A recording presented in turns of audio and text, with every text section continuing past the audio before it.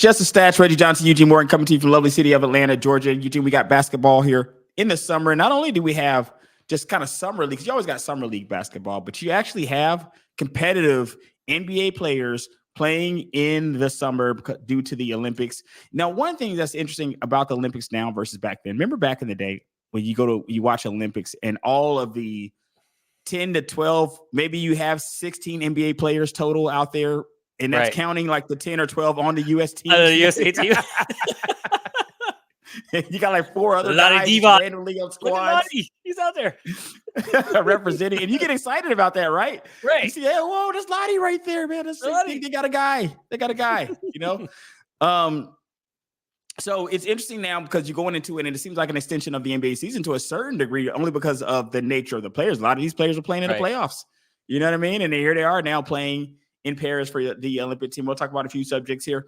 What do you think about the team overall, first of all, before we kind of dig into kind of some of the games played, competition, stuff like that? You like the roster, anything you would change?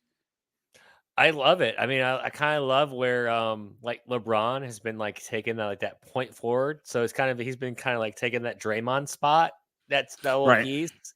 Yeah. So it's been like really interesting because I mean, we all love Draymond, great defense player, but yeah, we know this shot select or this shot just whatever making is limited. So it's like oh, so it's kind of it's just always fun to like see like all these guys get together and just like how's it gonna mesh and obviously the first exhibition games like you're always gonna be some just trial and errors, but you can just like it's just exciting to see like oh this could happen. Oh you start like projecting your mind. Oh wow, this could literally look really awesome. So it's kind of nice to you get those exhibition games out of the way and just kind of like oh this is gonna be exciting to watch.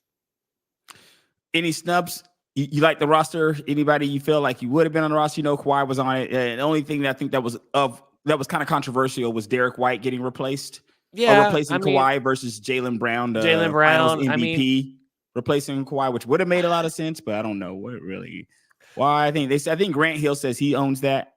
Or one of the reasons. I'm not sure if he made the total decision, but I know I saw Grant Hill coming out and kind of explaining the decision. So it made me think that there's some culpability there. Or why would he be out here? That's the only thing that I've seen. The team looks pretty good. A little bit of an older team here, with the exception of Ant out there, who I want to say was out there for the FIBA team or something. Like he's been on Team USA. He was Team USA before. I have to go back there and see if he played. Did he play what's the 2020? I gotta go look and see. I know this is. I don't think this is Anthony Edwards' first Olympics. I think it's fine. Maybe they're going more like defense. Like this, I mean, I'm not saying like Jaylen is like a defensive like liability, but just with Derek White, he just has like sneaky defense, and and you kind of just need that during those weird, just those international games. I mean, that's where they were going with it. I mean, I don't know. I don't know how to answer it. I don't think you lose either way. You've got such a talented roster. And so maybe they're just kind of more thinking like we've got so much scoring and so much of this side of it. Maybe they're just kind of more thinking on the defensive side of it. That's the only reason I could think of it. But that's why they went that way. Mm-hmm. Do you think that? I mean, cause I'm thinking Jaylen Brown. From what I remember, I know Derek White is definitely the second team all defensive player and the better defensive player. Right. Second team, right? Mm-hmm. I think it was second team all defensive. Second team all defensive. But at the end of the day, I also feel like Jaylen Brown is a better all-around player. He's a better player. I mean, I can't argue with that. I get so much, Eugene, that it offsets the rest of the greatness. I don't know if it is, man. Yeah, I mean, I don't know if the Celtics would make that decision. If the team that has both of them together wouldn't make that decision. No, it does seem strange that the decision was made. It was strange, and I mean, I don't. So that's the only reason I can think is White's on-ball defense. Just what's his what he averaged like a block game, which is just insane for you. If you look at Derek White, you not look at that guy and going, oh yeah, this guy's going to average like a block per game. So just as guard and just I don't know. Just maybe they looked at it and go, hey, look, we have all these things, and maybe we just need to add that one extra piece. And let's face it, he played so great with their backcourts. I again, I see what you're saying, but I have no really good answer. I mean, you couldn't go wrong if you put Jalen on this team. right. I mean, you couldn't Given go what wrong. you just said too, where if you feel like they're going to win anyway, which was one of the big things they were talking about with the Caitlin Clark and the women's team. With the women's team, they were like, "Hey, you're going to win anyway. You might as well just throw some entertainment Throw her out there." on. I don't know. Maybe from a cohesive standpoint, this is what they thought, but I definitely don't think that. Shout out to Derek White. I think also got paid too. He's a great player, but I don't know, man. I think Jaylen Brown would have been better on this team too. And shout out to Boston. They have their squad on this team. If Jaylen Brown was on this team, because they already got Drew Holiday there, right? So you got Drew Holiday, Jason Tatum, and instead of going Drew Holiday, Jason Tatum, Jaylen Brown, Drew Holiday, Jason Tatum, Derek White. Okay. I mean, things could be worse. Now, given the state of things, the teams where they are now, we have Hall of Famers. The majority of this team, I can go look, maybe every single player with the exception of one or two are going to be Hall of Famers on this team, right? Yeah. I mean, all of them are legit Hall of Famers. I mean, you can even Derek White at some point, or Drew Holiday. They're both Derek White. Drew Holiday, I definitely got him on the cusp because he's 2 championship Drew, and he's competitive. He's not competitive, but he's a contributor. He's not just a guy. Right. He's not just along for the ride. He's pivotal in both of those championship runs. So Drew could definitely be headed there. We'll see. Derek White's got a long time to go. Do you think then, even though we'll talk about this with more NBA players being in the Olympics in general now, even with all that being said, is it still gold or bust for USA men's basketball? Absolutely. I'm sorry. I look. No matter what, no matter how many NBA players out there. No, basically. I'm sorry. They're what minus. I think the last odds I saw was minus 650 for them to. Wow. Yeah, I mean, they're just. If you look at this roster, I'm sorry. You look at this. I mean, yes, you're right. There are more competitive players from like when you and I were watching the 92 Dream Team, right? To it's them and a bunch of dudes, man. Them versus a bunch of guys. They were beating people down. I get it, and I saw a statistic where I think there was like 9 NBA players when they played versus I think like 61. Now again, that 61 we could be stretching, right? That could be the guy in the 12th, on the bench on the so we could be stretching that number a little bit, but I'm sorry, this is a sport we should always be winning, Really? No matter. Hey, the FIBA doesn't. Didn't we get bronze not too long ago in the FIBA? Right? It wasn't too long ago. I want to say we came home with that bronze. We did. You're right. And and we should be in the and that should make us mad. That should disappoint us. Wake up call, right? Redeem team, man. Yeah, absolutely. Right. I mean, there's like in swimming, yes, it does kind of has ebb and flows between us and Australia. With track and field, it kind of has ebb and flows between us and Jamaica. But right, but this, I'm sorry. Until yes, we do. I know international players dominate our league, but when it comes to that cohesiveness, like we should be winning. I'm sorry, this should be us. And if we don't win a goal, then those guys should be disappointed. Yeah, I agree. And it's not just that American, just a pride. It's more so of we from top to bottom should have a better team than you. And if you guys play up to your ability, we should be winning these games. Yes. We should be winning these games. Got several MVPs on this team. You know what I mean? Like, not just Hall of Famers, league MVPs, greatest of all time. That's all we have on this team. NBA champions. I mean, let's not forget that. I mean, it's right. Recent champions, old recent champions. Right. I'm sorry. Yeah. I just, and they got one of the best coaches to do it. They've got best bench coaches to do it. I mean, they've got the best bench. I mean, bench coaches as well. It's like this. I'm sorry. You just can't. I just look at their roster. It's like, there's no way. Gold should just like, if it's gold, then you're right. It should be, it's disappointing. That's how they should be approaching it. If we don't win gold with this roster, I love Kawhi, but I mean, even with putting Derek White here, they're still good. I mean, it doesn't matter. Right? You could have put anyone in that roster spot. You should still be minus 650 to win the gold. Well, let's look at a stat here. The United States has been a powerhouse in Olympic basketball since the sport was officially added in 1936. The U.S. men's basketball team has bagged 16 out of 20. That is an 80%. If I do my math real fast there, that's 80%. Winning gold, including the last 4, and has medaled in every Olympics except for 1980, which they boycotted. This record brings their medal count to 19, the highest in Olympic history. So we are, I mean, it is a situation where they should be killing everybody, right? Yes. Now, we should be killing everybody until we get to this team, South Sudan, right? This is the powerhouse. Until we ran into the powerhouse, that is South Sudan. Forget all those records I just told you. They're out of here, Eugene.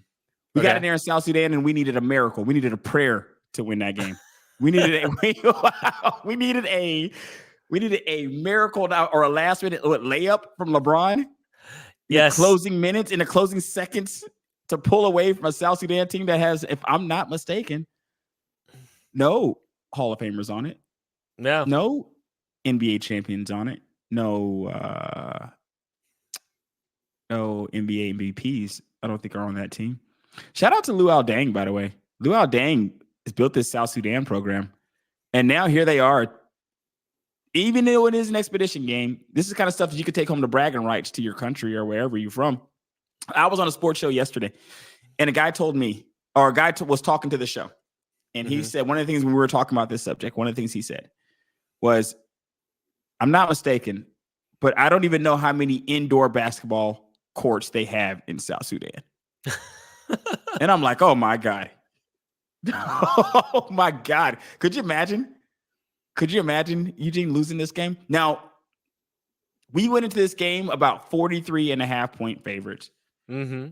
Now, if anything makes you sit back, it'll be 43.5 point favorite. Like, if anything makes you kick your feet up, is this something to worry about? Because I told them yesterday when I was doing this show, I said, hey guys, you best believe when we play them again, it won't be a 1-point game. Like, we're going to go out there and really handle business this next game. I felt like there's going to be so much embarrassment from even almost losing this game that they're going to go out there and handle business. And you want it to happen in the expedition or in an exhibition kind of phase, right? You don't want these losses to be, or these close calls to be happening in the actual Olympic Games.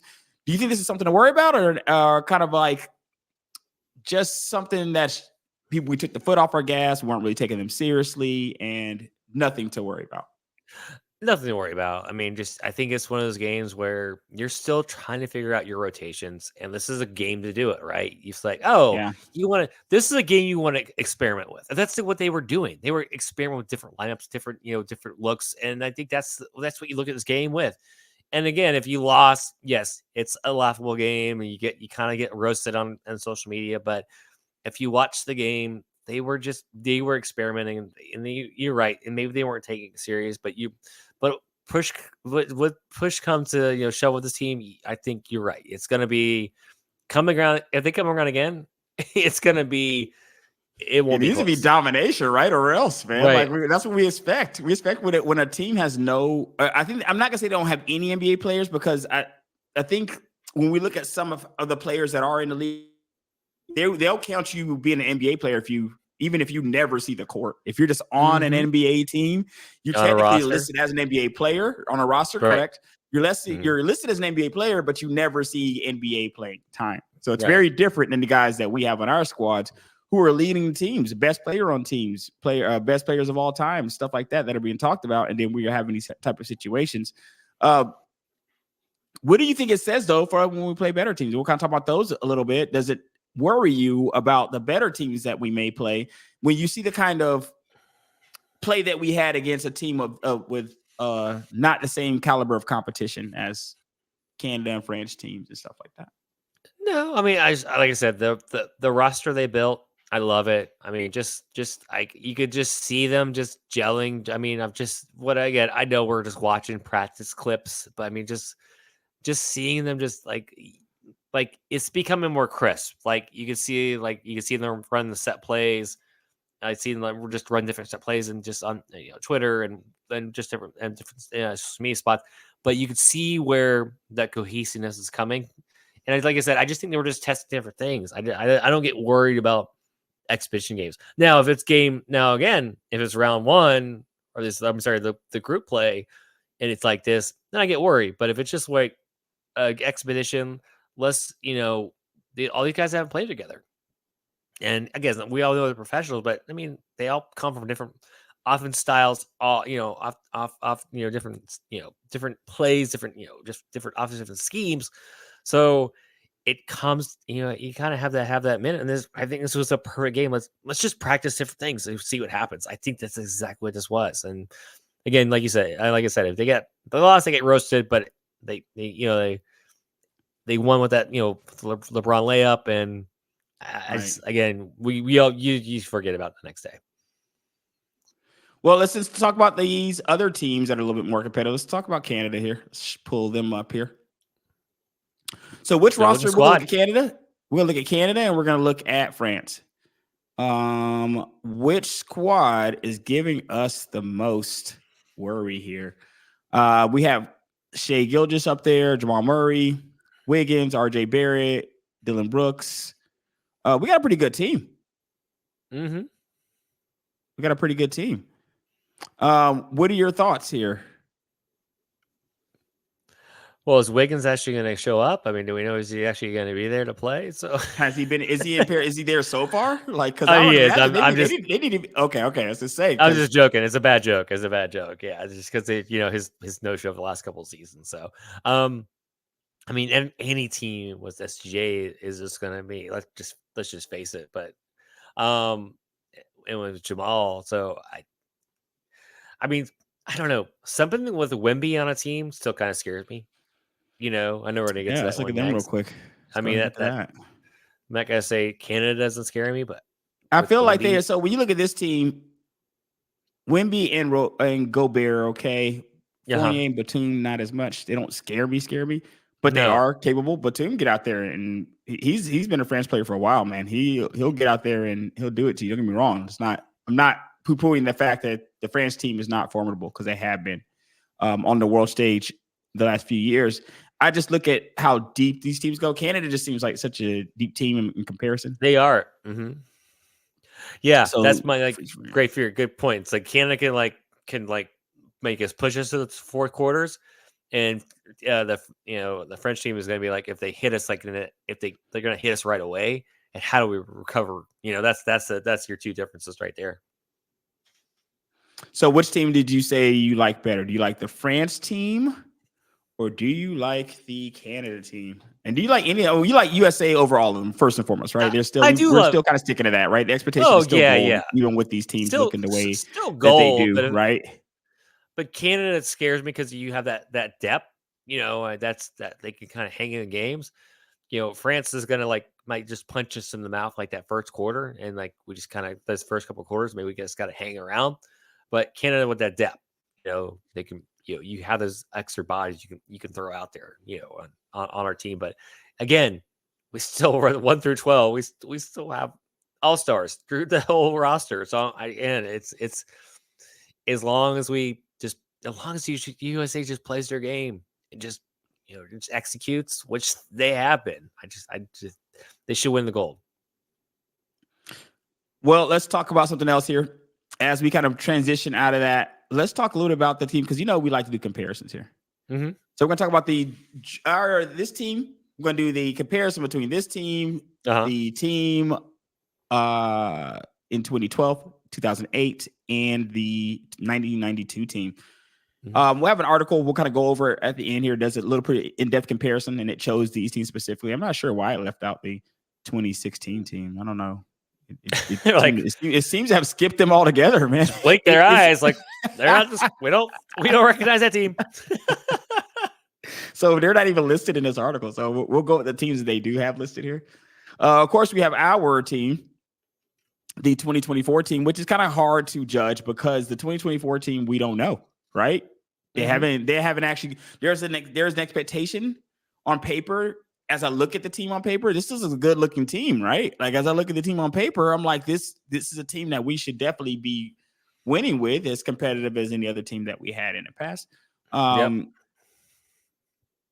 of the things that the article mentioned that I will kind of mention ahead of time is the different styles of play when you're comparing teams from across 30 years, 20, 30 years, right? Because when you look at the 3-point line was nowhere near what it is in the 90s as it is now, as far as the amount of shots in the stretch, 4 and 5s. They're big guys that can get back there and actually hit that shot. It wasn't a ton of guys that could do that. I don't know who could do it back in the 90s. I think that's just because a lot of guys, you take that shot back in the 90s, it's going to get you benched. Yeah. Now, if you don't take the shot, you're not even getting drafted. You won't even get drafted if you can't take at least have a respectable 3-point shot as a center. You better be dominant in every other area of your game, or you're looking coming up a little short on draft day.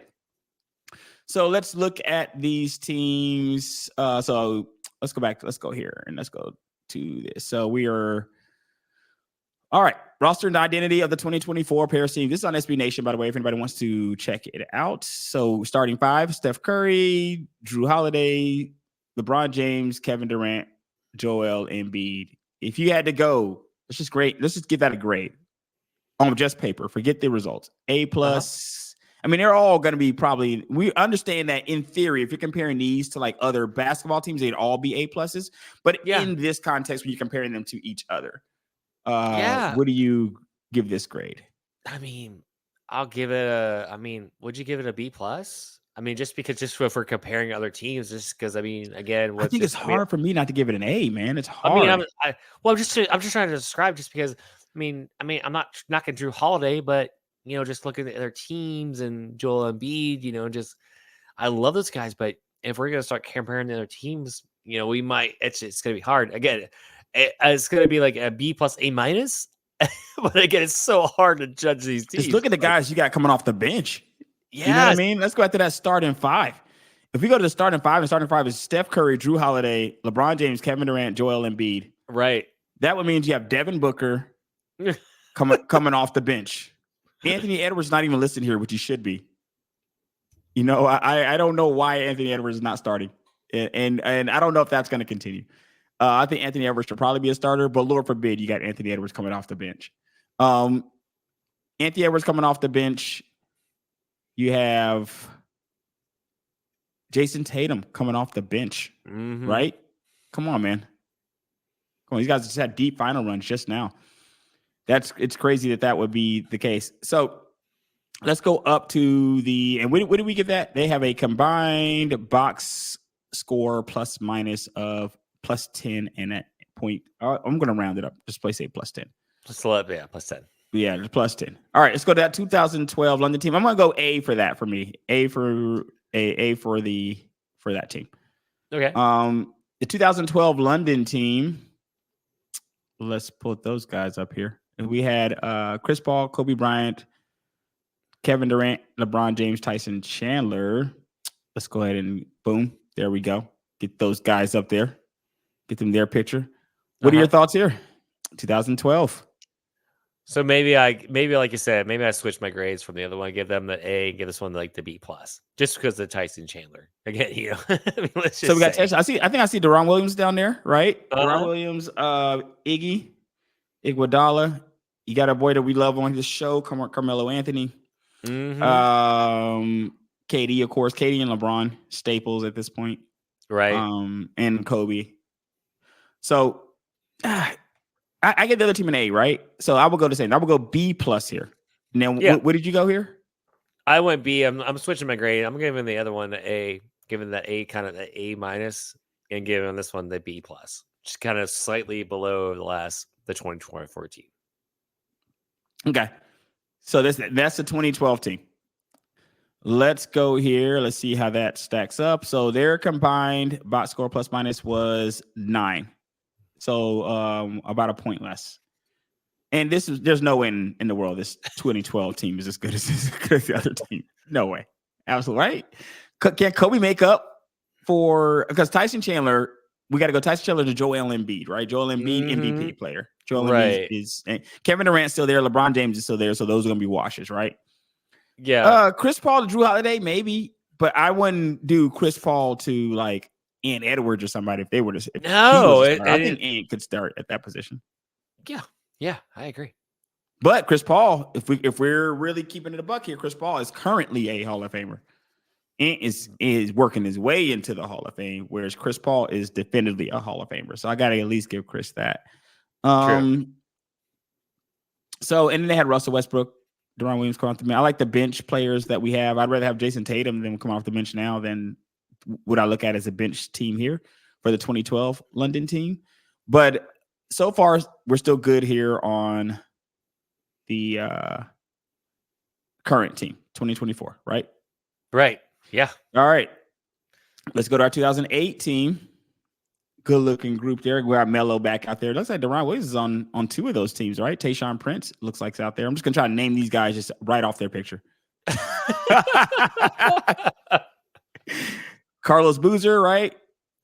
Chris Paul, Dwight Howard, Dwayne Wade, J Kidd, LeBron James, Kobe, Tayshaun Prince, Chris Bosh looks like back there, Carmelo, Deron Williams, and is that Michael Redd? That's Michael Redd next to Chris Paul Michael there. I think it is, man. I have to go back and see. Shout out to Michael Redd. Coach K doing his thing in these pictures, man. Plays so many great players he's been able to coach. Let's see here. That's the 2018. That's the Beijing team.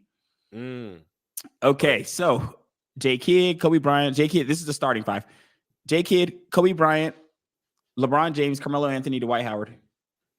I'm gonna take Dwight Howard over Tyson Chandler. J Kidd, Chris Paul, kind of a wash there. I think it's kind of a wash.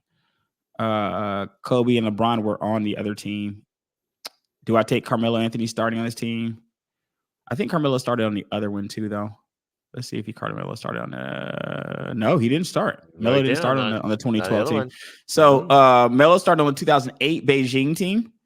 And I think I would take Kevin Durant starting because 2012 Kevin Durant started over him. I think I would take that. So if I went A for the 2024 team, 2012 team, I'm gonna have to go with a B, maybe B plus, there, and then I'm gonna go with this 2008 team. No, B plus for the 2012 team. 2008 team, I'm gonna go B. Maybe because of Tayshaun. I don't know. Their combined box score plus minus was the same as the 2012 team by 0.08 points. Both of them 9 on that. So statistically, pretty much in order, right? What are your thoughts here on this team? It's kind of a little below, right? If you're looking at that roster between those two teams, you said B. I might even go C minus. I'm sorry, C plus. Give them a C plus. C plus. So you're right under. So I said right B. under. You're right under at C plus. Yeah, just slightly under. I mean, not trying to Price is Right. Here doing the $1 bid, but just slightly under. Under. Do the one under. But again, it's still a good team. But again, you could kind of see the levels kind of dropping with each kind of roster here, though. Coming from the 2024 roster and coming down, that's because that 2024 roster is just so stacked. Yeah, at least on paper. Now we got to see, at least these other teams, as we say that the 2024 team is better, we do still need to see the results. And I do think that as you go through time, another thing is there's more NBA players on teams as time goes on. That's something we'll talk about here with the Dream Team. Let's kind of go ahead and get into that because that's really what we're talking about here, right? We're really only comparing them to this team here, one of the greatest teams ever assembled in the history of man. Once again, I'm just going to go right off the top of my head here and hope I don't not miss any of these guys. Let's go background. Jordan, Larry Bird, Magic Johnson, Chris Mullin, that Clyde Drexler back there, John Stockton. Charles Barkley, Karl Malone, David Robinson, Patrick Ewing. Is that Christian Laettner? It is Christian Laettner. Christian Laettner and Scottie Pippen. Once again, Coach K out there.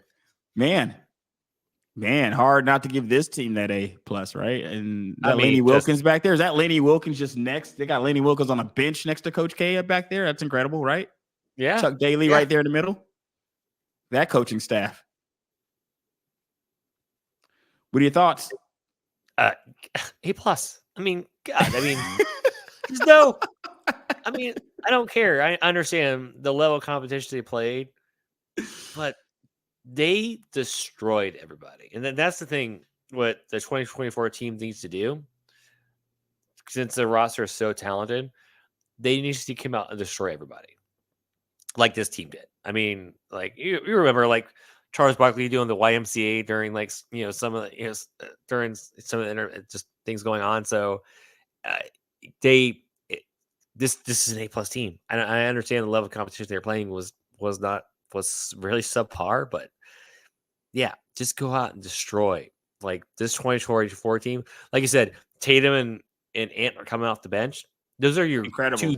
two defensive stopper guys too. Like those are two top defensive guys. So you should not be losing points when those guys, and Booker as well. Booker's a dog on defense as well. So when those guys come in, they should be like on ball and stop, and they're stopping points in transition, and this just pummeling everybody. What's interesting is I feel like who starts on the team like this? Let's go and look at Magic Johnson starting Michael Jordan, Charles Barkley, Karl Malone, Patrick Ewing. That means you got Larry Bird. Larry Bird's like in the twilight of his career, I think, at this time. Yeah. More of the injuries back then. Coming off the bench. You got Scottie Pippen coming off the bench, David Robinson coming off the bench, Clyde Drexler coming off the bench. Combined box score, or BPM, I should say, is 13, which is higher. Let's see, where is that in comparison? Let's go scroll back up here to the 2024 team, guys. That is 10th, about 3 points higher. Box score plus minus. So it's easy. We need to just see. BPM is a basketball metric that uses box score statistics to examine a player's contribution to a team while they are on the court. All right. Interesting. So A+ for you. Yes. I'm sorry. Okay. The only reason I'm going to give it an A+ right now because I gave the 2024 team an A. That being said, I don't necessarily know if this team, 1992 team, can beat the 2024 team. Only because you're not just dealing with the team on paper, you're dealing with a style of play. So you have the stretch fives now, right? You're going to have to go out there and see about Embiid. Embiid is just not standing underneath the basket. You have to go out there and see about a Kevin Durant, right? We don't just have a bunch of like 6-foot guys running around out here. LeBron is still LeBron, right? So you have some formidable guys here.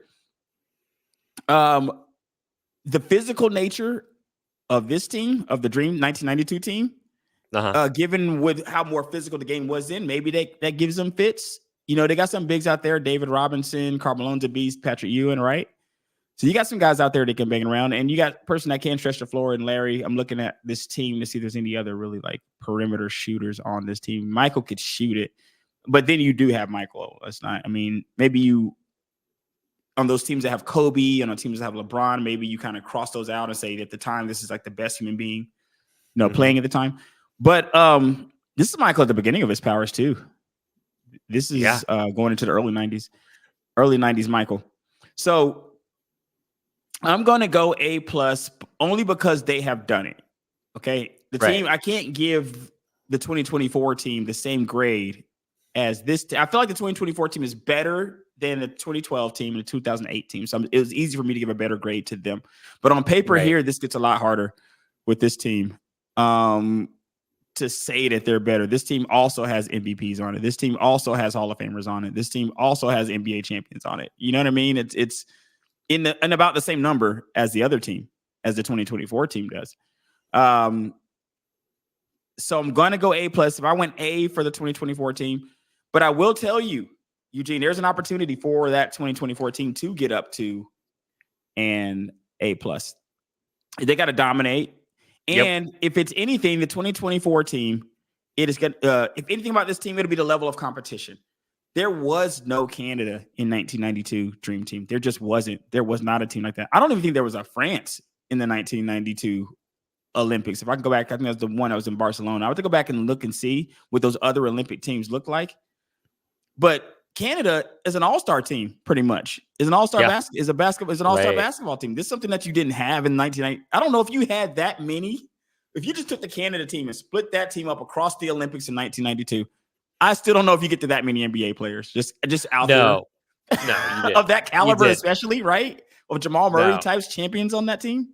You didn't. You're right. And that's what I said. I think, like I said, there was like, I think 6 to 9 in 92, and there's 61 and this on about this 10 times that now. Yeah. So, but again, like I said, I haven't really dug into what that 61 number is, but like you said, you're not versus when in 92, you're squinting your eyes trying to find a guy, an NBA guy, trying to versus like I just saw where Schroeder is going to be carrying the flag for Germany, right? For Germany, so, he plays for Germany, right? For sure. So, and he's a dog player. He was a good player. He's still a good player. So I mean, some of these guys really turn it up for their national teams too. You see some of these guys getting their national teams over, and there'll be 1 or 2 guys out there, and they're just killing you. That's why I feel like France would listen. Don't sleep on Fournier and Batum. Like they do turn it up in international play. I expect to see them do that here again this year. Right. So you're right. If they just go in and just dominate, then yes, I could be swung to what you're saying, being this is probably better than the 92 team, but yeah, until if they like put it on that level, just beat down like that 92 team did, then they're just I'm right walking through, and if they're just beating down people the same way the 92 team was with the current level of competition, it's gonna be hard to say that this isn't the best team right here because guys top to bottom here. But I will just leave it here on the screen as we exit, because this is just a beautiful thing to see right here. Yeah. You know what I mean? It's a beautiful thing to see. This was an amazing team.